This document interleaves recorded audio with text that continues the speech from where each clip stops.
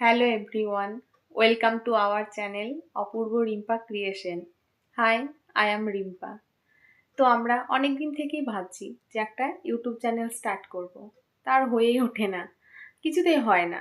তো আমি ভাবলাম যে আজ আমার হাজবেন্ড বাড়ি আসবে, তাই ভাবছি আজ থেকেই স্টার্ট করা যাক একটা ইউটিউব চ্যানেল।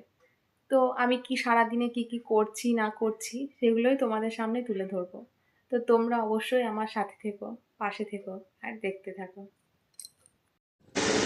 তো সকালে আমি কিছুক্ষণ পড়াশোনা করে নিলাম। প্রতিদিনই সকাল টাইমটা আমি একটু পড়াই করি।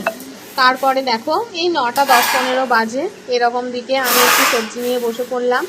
আজকে যেহেতু শনিবার, তাই সমস্ত সবজি কাটা হবে। পটল, ঝিঙে, শাক এই সমস্ত কিছুই কাটছি। তরকারি কাটি বলে এমন না যে সব তরকারি আমাকেই কাটতে হবে। আমার শাশুড়ি মাও আমি যেগুলো পারি না সেগুলো কেটে দেন। এবার আমি চেষ্টা করি যে যেগুলো পারি না সেগুলো শেখার চেষ্টা করি। তো আমি পটল ছাড়িয়ে নিচ্ছি, তারপরে ঝিঙে, শাক এগুলো আমি সব কেটে নিলাম। আজকে শনিবারে তোমাদের কাদের কাদের বাড়িতে নিরামিষ রান্না হয় আমাকে কিন্তু কমেন্টে জানিও। আমাদের ওই বাবার বাড়িতেও নিরামিষ হয় শনিবারে, আর এই শ্বশুর বাড়িতেও সেটাই হয়। তো তাই আমি সবজিগুলো কেটে নিলাম। তারপরে মুড়ি খেয়ে নিলাম বরবটি সেদ্ধ, জিলিপি আর শসা দিয়ে। তারপর দেখো আমি বাড়িতে পনির বানিয়েছি। প্রথমেই বললাম আজ নিরামিষ, তাই পনিরের তরকারি হবে। স্নান করার আগে কিছুক্ষণ আমি আমার ড্রেসিং টেবিলটা একটু পরিষ্কার করে নিচ্ছি। এই এত ধুলো যে কোথায় থেকে আসে আমি বুঝেই পাই না, তাই একটু মুছে নিচ্ছি। বিয়ের আগে কিন্তু আমি এগুলো আমার ওই বাড়িতে একদমই করতাম না। তো আমার দিদিরা, আমার মা সবাই বলতো যে বিয়ের পর তোর যে কি হবে, কিন্তু এখন দেখি না, নিজের ঘর নিজেকে পরিষ্কার রাখতে হবে। তাছাড়া সবাই বলবেও এমনিতে যে বউটা পরিষ্কার পরিচ্ছন্ন রাখতে জানে না। তো যাই হোক, রাখি। তো তারপরে দেখো স্নান করে আমি একটু মেডিটেশন আর প্রাণায়াম করে নিচ্ছি। মেডিটেশন প্রাণায়াম শরীরের জন্য খুবই উপযোগী। আমি তো প্রতিদিন সকালে ঘুম থেকে উঠেই করি, কিন্তু আজকে আমার ঘুম থেকে উঠতে অনেকটাই লেট হয়ে গিয়েছে, তাই সকালে করা হয়নি। তাই আমি স্নান করে বসে পড়েছি।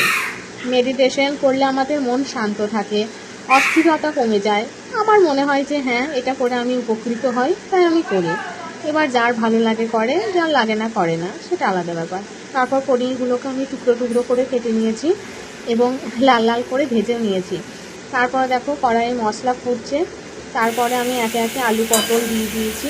খানিকক্ষণ কষিয়ে নেওয়ার পরে পনিরগুলোকেও দিয়ে দিয়েছি। তারপরে দেখো লাস্টে ঘি আর গরম মশলা ছড়িয়ে দিয়েছি। এটাই আমাদের পনিরের তরকারির ফাইনাল লুক। তো কেমন হয়েছে দেখো। আজকে নিরামিষ, তাই শাক, পোস্ত, ঝিঙে পোস্ত, পনিরের তরকারি আর টক ছিল। আমি আর মা বসে পড়েছি খেতে। আমার শ্বশুরমশাই আর হাজব্যান্ড শনি রবিবার করেই আসে। তারপরে দেখো ভাতটা খেয়ে কিছুক্ষণ ঘুমিয়ে নিলাম, তারপরে উঠে পড়লাম। এখন বাজে ওই কটা, 5টা 5:30 হবে। তো টাইমটা তোমাদের সাথে শেয়ার করে নিলাম। এখন 5:30 বেজে গিয়েছে। চলো একটু রেডি হয়ে নিলাম।